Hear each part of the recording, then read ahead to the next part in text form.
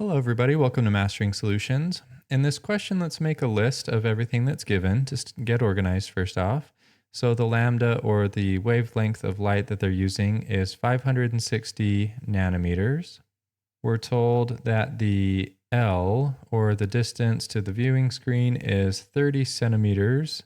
So 30 times 10 to the negative 2 meters.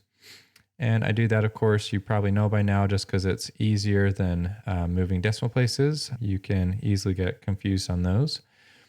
A, in this case, we're used to that being the slit width, but there was a paragraph in the book where they were talking in this section about how if you have a thin obstruction, like a fiber in this case, or a hair, or some other actual thing, light actually acts in the same way. So the A is going to be the fiber's diameter. It acts as the slit width, which is 16 times 10 to the negative 6 meters. So we're trying to find the width of the central maximum. That is going to be W.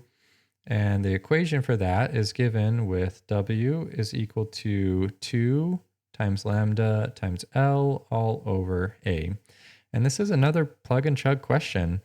All we have to do is put everything in. We have 560 times 10 to the negative 9. We have 30 times 10 to the negative 2. And of course, you could have written that as 0.3. And then we'll divide everything by 16 times 10 to the negative 6 meters. And now let's go to our calculator. We have 2 times 560 times 10 to the negative 9 times 30 times 10 to the negative 2.